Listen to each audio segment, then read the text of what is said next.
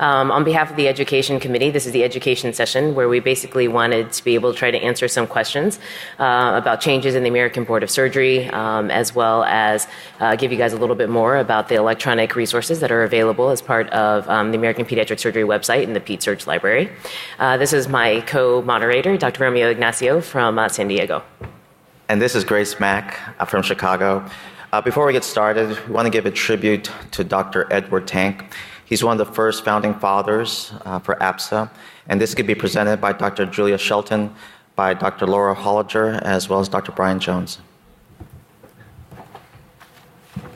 It has been 50 years since Dr. Edward Sylvan Tank and his colleagues founded the American Pediatric Surgical Association as a way to support the burgeoning field of pediatric surgery and thus the patients they served.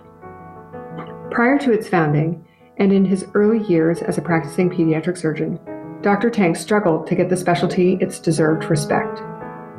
Despite dedicated specialty training, this was a time prior to board certification. Ultimately, Dr. Tank wanted future pediatric surgeons and their patients to have a voice. Dr. Tank embarked upon his general surgery training at the University of Michigan after successfully matriculating at Amherst College and the St. Louis University School of Medicine. He bounced back and forth between Ann Arbor and Boston as he started general surgery residency, began pediatric surgical research at Boston Children's, returned to Ann Arbor to complete his residency, only to return once again to Boston Children's for his fellowship in pediatric surgery. He completed this in 1967 and returned to his alma mater, the University of Michigan, to pursue additional training in pediatric urology and begin his tenure as faculty. Between St. Louis, Ann Arbor, and Boston, Dr. Tank met and married Rosalie Ann and welcomed Ellen Marie, Julie Elizabeth, Catherine Clare, and Edward S. Tank III to their family.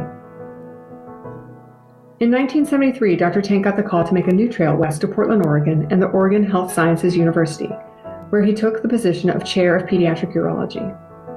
He remained there until his semi-retirement in 1995, although he continued to act as consultant both in Portland and at the nearby Madigan Army Hospital. At his retirement, Dr. Tank was described by colleagues as supportive, helpful, patient, a good teacher, inspiring those he taught to treat the whole patient, and was of unfailingly good humor. He is also remembered for his dedication to his family and to his patients. This dedication was a lifelong trait, which compelled him to participate in research during residency. This research involved operating on cyanotic congenital heart patients in the hyperbaric oxygen chamber. While no longer indicated, this research led to major breakthroughs in performing life-saving shunt procedures for these patients. Even in retirement, Dr. Tank changed lives and forged his own path. An avid fisherman, a colleague once recalled a camping trip gone awry.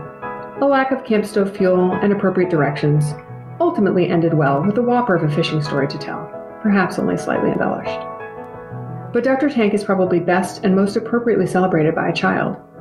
His grandson Dawson wrote this essay, The Pursuit of Excellence, about his grandfather for a school assignment. My grandfather, Edward Tank, had the pursuit of excellence because he was a surgeon in Portland. He saved people's lives. My family and I went on a river trip to Idaho and met a girl named Cynthia. She loved my grandfather because he led her to where she is now, a surgeon in Boise, Idaho. My grandfather touched her life by teaching her to be a surgeon. He made her one of the first women in her field position. We're pretty much celebrities when we walk into a hospital because of him. My grandpa operated on little infants and became one of the first pediatric surgeons in urology in the country. He was a pioneer on his trail, and that's why I think he had the pursuit of excellence.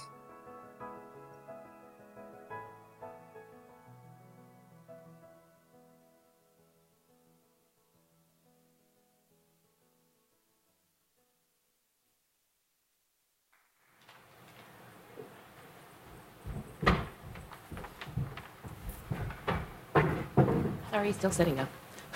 It is working. The first person that we'd like to invite up is Dr. John Waldhausen from Seattle. He will be talking about changes in the MOC and the American Board of Surgery changes.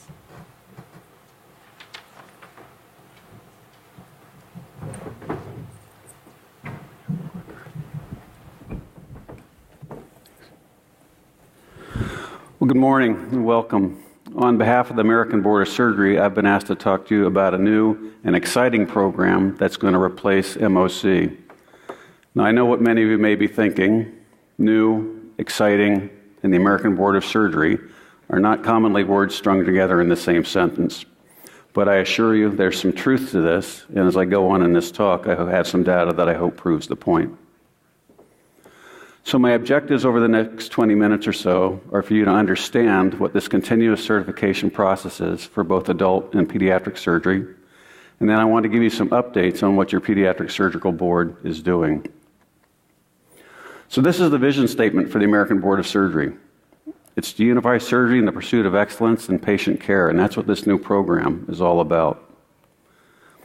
I'll let you read the mission statement, but the bottom line is the American Board of Surgery exists for the safety of the public in regards to surgical care. And the American Board feels strongly, as does the APSA Board of Governors, that lifelong learning and continuous certification are an important part of that process. We feel strongly that lifelong learning is important because we need to be bringing the newest and up-to-date care to our patients. And I doubt that there's anybody in this room who would say that that's not what we want to do for the children that we care for. The ABS today consists of 31,000 diplomates. 94% are certified in general surgery, and that includes most of the people in this room. You had to take your general surgery boards in order to qualify for your pediatric surgical ones. 95% of those people are already involved in this continuous certification process, and all the ABS directors have been required to participate. Through its component boards, there are 44 different societies involved. APSA is one of those, and that governance structure is probably going to change over the next few years, and the board will be giving you updates on that in the future. This is the current ABS leadership. Most of you know that Dr. Frank Lewis, who is the longtime executive director, recently retired, and Dr. Joe Beiske, who's been a part of the board for many years, was elected as his successor. Dr. Spence Taylor, Dr. Craig Kent, and Dr. John Mellinger are also part of the leadership executive team. So the main board right now is focusing on this new continuous certification process and trying to make it more relevant and up-to-date to ABS members. And we're also trying to improve surgical training so that our graduates are more ready to go into practice when they're finished. This is the current pediatric surgical board. Dr. Marge Arca is our chairman, or chairperson, excuse me. Dr. Arca couldn't be here today, that's why I'm speaking to you. Dr. Doug Barnhart is our vice chair. Mary Edwards and Pramod Puligandla are our at-large members, and Dr. Puligandla is our first Canadian member. Dr. Casper Wong recently joined us, and Dr. Dae Chung, Fred Riscorla, and myself are all finishing our terms next month. Our replacements are going to be Dr. Stephen Lee from the ACS Advisory Council, and from APSA, Dr. Andrea Hayes-Jordan. So I think we're going to continue to have dynamic and energetic leadership and involvement going forward. So why this new continuous certification process? What was wrong with MOC? Most people didn't like it. The ABS heard multiple complaints that people felt that it wasn't relative to their practice, it took too long, it was too costly, and it didn't follow adult education principles.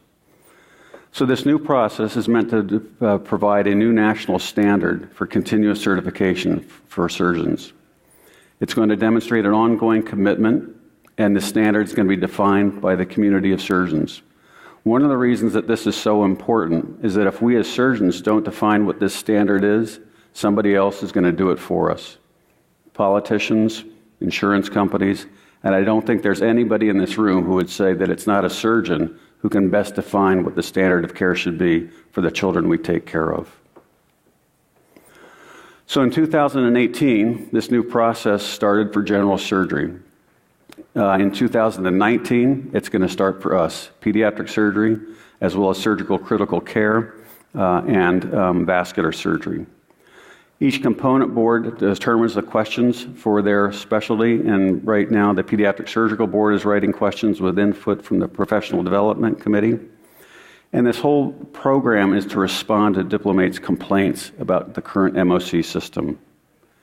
In 2017, a survey was sent to all the diplomates in the ABS, and many of you in this room probably got that survey, and some of you, I'm sure, returned it.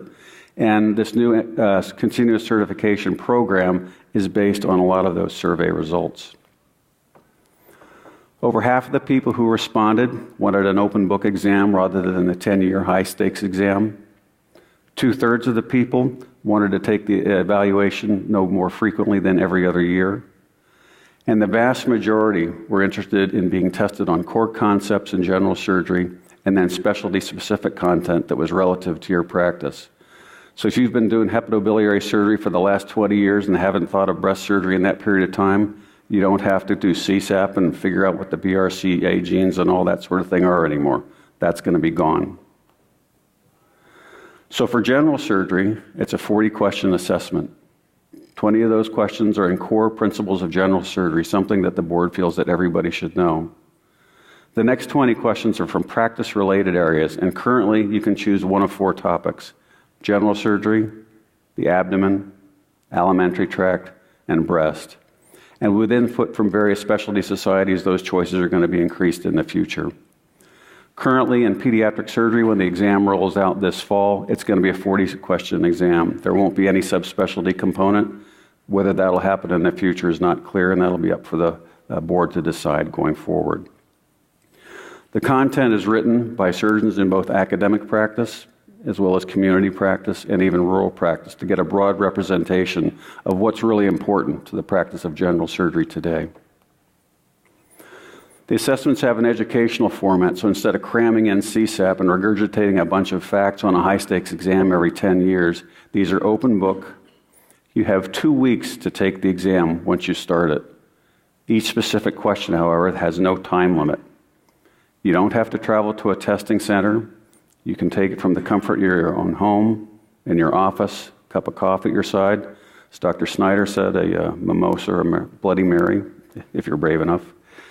The references and topics are all published on the ABS website and are available prior to taking the exam. So you already know what's going to be on the exam and have the answers all available to you. As far as scoring, this is a bit different from the way you're used to on space learning or any of the expert questions. On space learning and expert, you can take the whole exam, get them all wrong, and get another chance. Not so with this system. You have to have an 80% total score to pass. On your first time through, you have to get 40% correct. So it's worth reading the references and taking a look at things prior to answering them. If you get an 80% score on combination of your first and second attempt, then you've passed it. You have to pass the exam every other year. As I said, you have 2 weeks to complete it. If you get interrupted, you can stop the exam, come back where you left off, and go forward, just as long as you get it done in that 2-week period of time. If you're unsuccessful and you fail the exam, there's a grace period. You can retake it the following year. But if you fail it 2 years in a row, then you have to take a test in a secure center in order to get back into the process. So for those of you who have ABS certificates that are, say, valid until 2023, those certificates will remain valid until that time. But anybody who just passed their boards or going forward is going to take their boards, they'll be automatically enrolled in this new system. And for those of you who have certificates that aren't going to expire for a while, if you want to enroll in the system now, that's up to you. You're perfectly welcome to. So why do this? The American board feels that surgery is rapidly changing and that the every 10-year exam wasn't really reflective of contemporary practice. And by doing this examination, the board is going to help us keep more up to date with what's going on in contemporary practice and allow us to take better care of our patients. It's a more modern way of education. It's more based on adult education principles. And it's going to assure the public that their surgeon is up to date and is using the most modern techniques and knowledge in patient care. So under the current system, you have to have 150 Category 1 CME credits every 5 years. 50 of those have to be self-assessment. Under the new system, those requirements are going to drop. You only have to do 125 Category 1 CME credits every 5 years, and self-assessment will go away.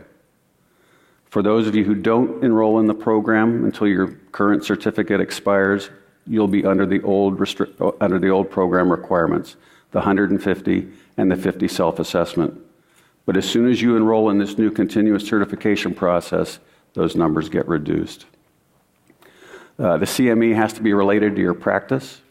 CME that you get for state and local boards can apply, and there's more detail about this on the American Board of Surgery website. Other program requirements that you have to have are a full and unrestricted license to practice in the United States or Canada. If you're clinically active, you have to have hospital privileges. You have to supply 2 reference forms every 5 years, and every 10 years you have to submit a 12-month operative report. We already talked about the CME credits, and there's an annual fee, which I'm going to go over in just a moment. So the annual fee covers a whole variety of things. It covers exam development, diplomate status tracking, reporting to various societies, the ACS and APSA and others. It allows reporting to the public that you're a board-certified surgeon. For the exam itself, there's no additional fee. That's included in this yearly cost, and this cost begins upon enrollment. I'll come back to fees in a moment. But last year, 2,145 general surgeons took this exam. There was about a 1% failure rate. Now, that's a little bit surprising since this is open book and all the answers are available to you. You just have to look them up and read. So far, however, the feedback has been excellent. People like this. They feel it's much more convenient. And I'll show you a little bit more detail here. The dark blue is 2018 when general surgeons enrolled in this program. 2017 is light blue under the old system. You'll find that a lot more people felt that this program was much more relevant to their practice. And a lot more people felt that the assessment would, in fact, improve their practice. They found this to be an educational tool. People didn't feel that they had to spend as much time doing it. They didn't have to travel to a testing center. They don't have to spend all that time in front of a computer. They can do this from home at their own convenience. Interestingly, a large majority of these people felt that something would change in their practice based on the things they learned during this examination. So I think we were successful in making this relevant to people's everyday lives. And the vast majority also felt that they would recommend this to a colleague. Most people felt that the exam was easy to complete, and people felt that it was the right difficulty level. It wasn't too hard, it wasn't too easy. So some additional tips for success. People generally felt that 40% less time was spent on this than they'd had to spend under the old system. Most people took about 3 hours to complete the whole thing. And the Board of Surgery recommends that you open 2 browsers. One browser to look at the questions, the other browser to pull up all the references. And these references are available. Most of them are open source. So even if you're not part of a university system where the university library subscribes, most of these sources are available to you. Or you can pull up the NAT or UpToDate or any other source that you choose. We've also developed a new pathway for those who have let their certificate lapse. It's a time-limited pathway, but if you take this exam every year for 5 years and pass it, you can regain your certification. For general surgery, that pathway opened last year and is good until 2020.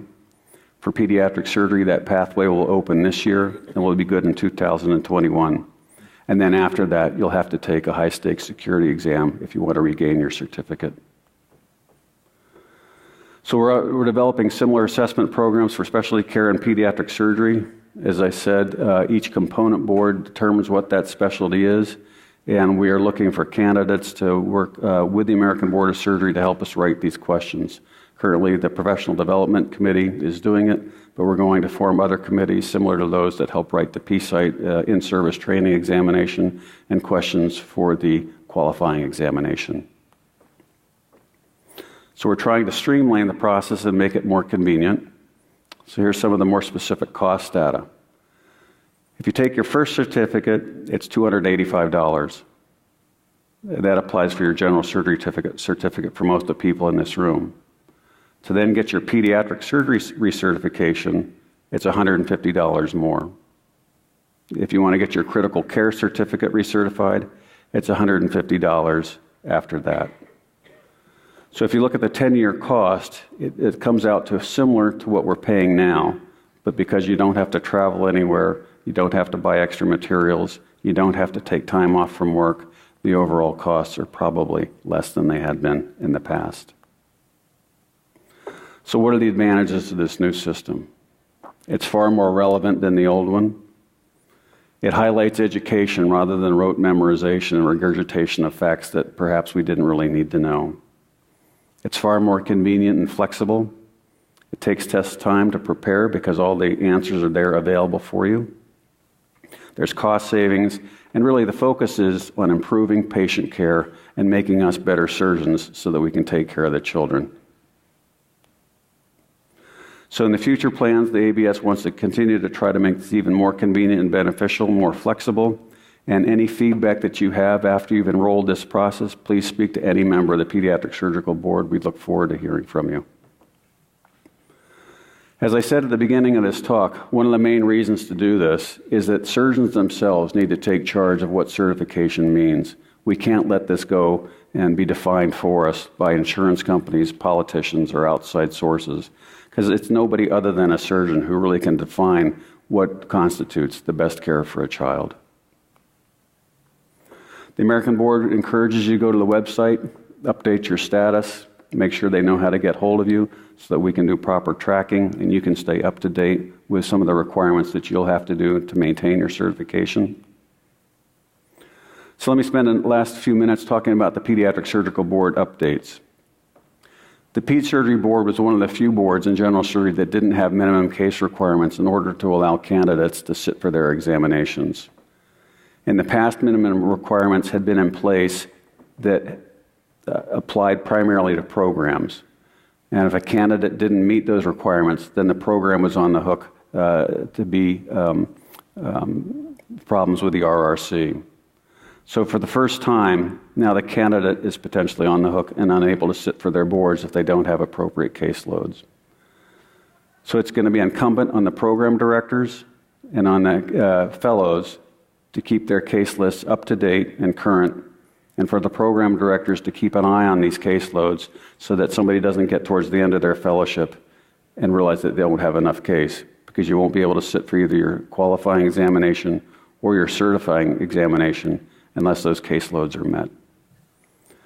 The blueprint for training is essentially a large list of topics that were meant to be contemporary, what's important to contemporary pediatric surgery, and that list hasn't been updated for quite a long time. So over the next year, the Ped Surgery Board is going to be updating that list and more be reflective of what contemporary pediatric surgery entails and all the topics that a fellow who's training in pediatric surgery needs to know. We've tried to work on standardizing our oral examination. The primary reason for that is so that a pass or fail in one room is the same as a pass or fail in another room. There used to be something called Hawks and Does for oral examiners, and we're trying to eliminate that bias. Everybody has bias to some extent, socioeconomic upbringing, all sorts of things. And all the examiners are now required to do implicit bias training prior to doing the oral examination to try to eliminate that. As Dr. Arca talked about at the business meeting, the failure rate for both the certifying and qualifying examination is going up, with a certifying examination approaching 20% for the last several years. And the reasons for that, I think, are multifactorial. But issues that used to be taken off the board, like early specialization and training, integrated training programs, are all now back on the table as the board works with the RRC, the Program Directors Association, APSA, and the AAP to try to figure this out and to try to improve surgical training so that we can take the best care of the children in our charge. So I'd be happy to answer any questions. And since I can't see with these lights, if you get up to a microphone, you're going to have to start saying something because I can't see. Yeah, please come to the microphone, state your name and where you're from, please. Andreas Meyer, SUNY Upstate. Quick question for you. If you enroll in this new system, in the past you could keep your pediatric surgery certification, but you did not necessarily have to renew the general surgery certification. Is that going to stay that way, or do you have to maintain your general surgery certification to be eligible for the pediatric surgery? No, that's not going to change. In order to take your first pediatric surgical examination, you have to be board certified in general surgery. If you choose to drop your general surgery certification after that, you can still maintain your certification in pediatric surgery. That will not change. Hi, I'm Tamara Fitzgerald from Duke. Thank you for a very nice update of what you're doing. I just have a question about the finances of what you've presented. What you've presented is it's about $450 for people to maintain certification if they have both a general surgery certificate and a specialty certificate. If you multiply that number by the number of people that are certified by the ABS, it comes out to about $13 million a year. I'm just wondering if you could comment a little bit. It seems like a lot of money to me to put together a multiple choice exam every year. So I just wondering if you could comment on that. Sure. A lot of these exams take a lot of time to develop. The American Board of Surgery, I think, was very cognizant of the financial issue. The American Board of Medicine got into some significant issues with that, and the American Board of Surgery has tried to keep costs no greater than what they were previously. They have tried to make this more educational, but it does cost money for exam development. A lot of these exams cannot be developed just online. It requires face-to-face traveling. I think you could talk to members who've been on the PSAP committee. You can't really do these things unless you're face-to-face, so somebody has to pay for that travel. So the American Board of Surgery is paying for that travel. They're paying for the travel for the examiners to come and give the examinations. So the costs for the board are pretty high, and they're not making a tremendous amount of profit out of this. All right, thank you very much.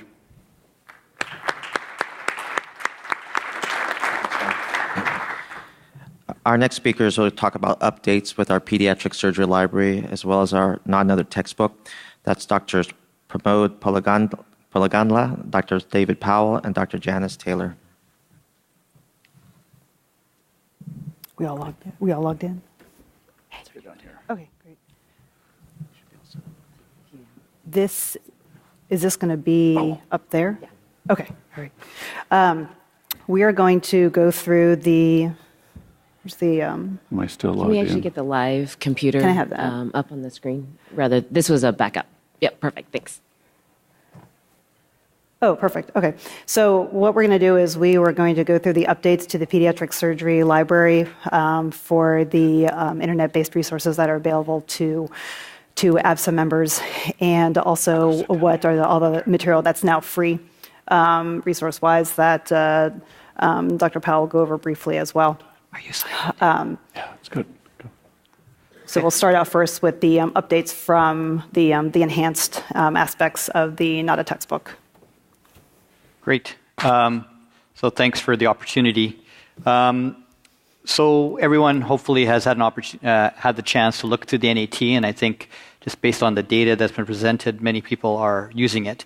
The purpose of this little presentation is really to perhaps maximize your utilization of NAT because there are lots of tricks. Like remembering to sign in. Which is great. Hope I remember. So everyone, probably many people, or if not all people in this room, have contributed in some way, shape, or form to creating the NAT. It's really our product. And it's a living document since it's going through a renewal process that is going to continue. Right now, as we speak, most topics have been covered, so everyone is aware. So I just picked appendicitis because it's pretty easy. On your left side of the page here is the standardized structure that all of the topics have been divided into. Each section also within each topic has learning objectives, and there are over 12,000. I think Dave Powell stopped counting at 12,000 learning objectives within the entire NAT. Each learning objective has been limited to 5,000 characters, so the information contained within that learning objective is concise, it's up to date, and it's also linked with references. One of the things that you can do within it is highlighted here you can highlight and you can make little sticky notes that can remind you to something. You can send it off, and so the comment here that 50% of pediatric appendicitis occurs in children less than 5 years, and the comment by David is, wow, that's a lot. So what you can also do is, at the tab at the top, is you can actually use the star to flag it as a favorite. And this could mean that you want to come back to it. It could mean anything, however you wish to flag it. Within it as well, you have the references. So if you click on a reference, it takes you directly to the reference list. And one of the neat features here on the side is something called graph reference. And so if you click that, thinking, you get this map. Now, to the uninitiated, this may seem very confusing, but it actually has a lot of features that are quite nice. First and foremost, you are able to tell based on the color whether this is a really important paper. It's hot, like a hot pink, and you can then just drill down and go directly to the reference that is most important to you. You can look at whether there's a proximity map or a timeline map. A proximity map tells you a little bit about the relevancy, and the timeline tells you a little bit about how long or how old that paper might be. To decipher your information, it's pretty simple. The number on top here tells you how many articles have referenced that particular article. So you can say, oh, wow, this is a seminal article because 300 papers referenced this paper. The number on the bottom tells you how many papers have been cited in that particular reference, and then you have other information that's here by pressing the R. I'm going to go back. One of the things that you can do with references as well is that there's a search feature within the NAT, based very similarly to what we use every day, the Ovid searches. So you have a general search, but then you can add different filters. Whoops, sorry, I keep pressing the wrong button. That you can then filter your results. One of the things that I like the most as a program director, I'm just going to go to the top here, is that for my trainees, I can, sign in. Within the score, you can actually have an overview of the objectives, and you also have a list of all of the multiple choice questions and open-ended questions that are within that module. And which I probably don't use, a feature that I don't use probably as often for my fellows is that I can share it. So I can send them homework, tell them reading, give them questions to do, and follow their progress. One of the other things that's really good is the fact that you have experts, and Janice is going to talk about the cross-links to the expert platform. And one of the other things that's really good about this is the additional resources. So within the additional resources, you have links to the STEPS presentations, which are directed towards medical student and resident training. You also have access to APSA parent and patient educational materials. And if it's there with the Stay Current, you have actually podcasts that can talk to you a little bit about appendicitis. One of the most important features that's been highlighted and been mentioned many times in some of the talks is actually the appendicitis toolkit. Many people across North America do really wonderful things. And instead of having to reinvent the wheel each and every time, why don't we build on the successes of others? So there are resources to suspected appendicitis pathways, emergency department. So however you wish to use those resources, you can, but they are clearly available to you within the module. So I hope in that last 5 minutes I was able to highlight some of the special features, and even practicing the talk yesterday and working through it, I was actually able to figure out a few little tricks of the trade that I'm going to take back with me. So I'm going to hand the podium over to Janice. Thank you. And I'll go over how this ties into Expert, which is the question bank, and the study resource. So to go backwards just to the previous page, you've gone through appendicitis. You think, well, that was fantastic. Maybe I want to take some questions to see if I've retained anything. So assuming that you've got a subscription to Expert, then you can go over to the cross-links bar here and click on one of the questions and take that. I'll get a little more into this in detail when I go through Expert specifically, but just wanted to highlight that. Educational content. What's that? That was a question from Top Educational Content. You clicked on a perfect one. So, but to then specifically go back and go through experts so you know how you can use it also for CME-related things or for your own personal self-regulated study, wanted to highlight that. Also with the updates to the homepage, you can see that our logo's obviously been updated, and if you've been using this PedSurg library consistently the past few years, you may have noticed that the photo changes, and we've just changed it this year to Dr. Vacanti. It reflects the APSA president. So to get to expert through PedSurg library, you can either just click on expert right here, or you can also go to it through CME, same thing. But just because I'm a creature of habit, I'll go right here. So this is Dr. Powell's course site. So if you come onto this de novo and have never logged in before, this page will actually be empty.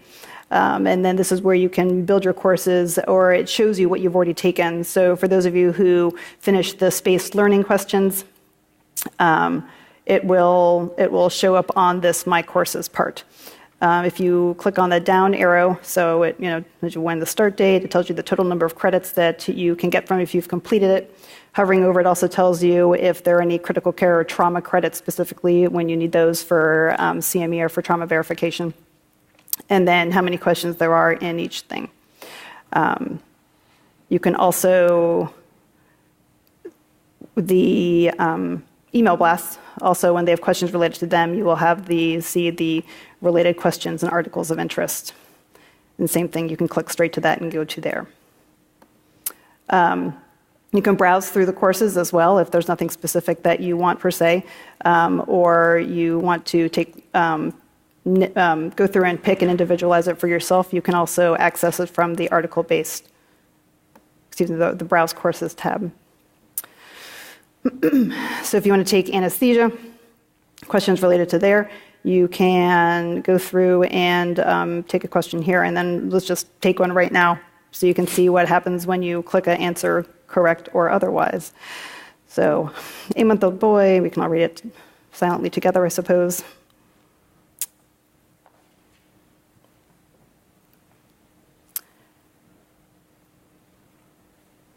So, any takers for A? B? C? Or D? Submit answer. Congratulations. And regardless of whether it's correct or not, you will have a answer described to you, the answer described to you with references and links where appropriate. So it's a really nice tool to use. And then next, obviously, goes to all your various different, the different questions in that bank that you've chosen. To go through the rest of those tabs, if you want to actually make a course, and I actually did this myself when I needed to get trauma numbers, or trauma CMEs, custom course, you can name it. You can name it down here, and then if you just want to look up, what did we do yesterday? I think we actually did WELMS just to try it out. So if you want questions on just WELMS or a certain thing, then it gives you the 19 questions that are found that are available related to WELMS. If you want specifically ones for CME credit, look for the ones that has the little building symbol by it. You would click on what you want. You can click on all of them. Let's say you just want a quick 3-question quiz. There you go. There are your questions right there. And then you can name it however you want. You can see how much CME you're going to get for it, save it, and begin. If you don't want to go click through all 19, that's what you use the add all question bar, or the click bar for. The final tab over here tells you, then tallies up all your credits, which can be useful when you want to submit your CME credits, your means of certification. You can do it by year, you can do it by trauma, critical care, and then print of your certificate here. I also wanted to add as well, I forgot to mention, but on the NAT page, whenever you're on a subject topic and you click on a question off to the side, if it links to PSAP, you can also go to PSAP from there, and all the PSAPs are listed here as well, so your full question bank there. I'll turn it over to Dave then for the free resource things. I'm going to walk out here for a second because we just have a few minutes. Real quick, show of hands, how many people use this at all? I love you all. Now, if you do me a favor, turn to the person next to you and thank you. Give them a thank you, because the reason we have this product, obviously, is because everyone works on it. We have over 500 authors and contributors. I don't write all this stuff. I don't even know all this stuff. So the reason that we have such a good product is so many people contribute. The other thing that I want to mention is on every single page, every single click of PedSurgLibrary.com, there's a feedback button, or there's a way to send us an email to give us your feedback that topic sucks, or this is a really good topic, or I wish the program did that. We have quarterly updates 4 times a year. Content is updated, but also just about every year, the process, the platform is updated to add a new feature. So let me, in the 46 seconds I have, introduce you to the last part of the browse window over there, that is PedSurg Resource. One of the feedback items that we got is that there was a lot of content in the NAT and Expert that was just too valuable to be stuck behind a pay or subscription wall. And the authors of that content wanted that material out in the public domain to give to anybody. So as opposed to NAT that needs a subscription and Expert needs a subscription, PedSurg Resource is free for all. You don't need to be a subscriber. There's no login. So if you look at the material that's under PedSurg Resource, starting at the bottom, all the handbooks for the residents and students that you use on your service is right there. They no longer need a subscription, or probably more accurately, you don't have to give them your subscription so they can log in on your account and get the material. It's all right there. The STEPS presentations, thank you for clicking for that though. The STEPS presentations that are on there, that are the PowerPoint presentations for the residents and students, this is the most frequently downloaded material on the eapsa.org website. These have recently been updated by the team. They're phenomenal and will save you just days of time putting these together for the people you have to train. Also in PedSurg Resource is the quality improvement toolkits. We've been trying to address in this platform knowledge gaps for a long time, and that's the what you don't know. What the quality improvement toolkits do is address the practice gaps in how you practice. In there is all those things that you need to change your practice besides just changing what you know. Also in there are the parent and patient education materials. All those links all go to the absolute latest versions of all those materials that you can download, hand out to your patients in clinic. We want to make PedSurg Resource have those most valuable resources that people should be able to get for free, because it's the right thing to do. Any questions? Thanks very much for your time. Anything else? I know we're out of time, but I want to thank our speakers, but really another round of applause for Dave's vision, leadership, and personal sacrifice with this. So again, thank you.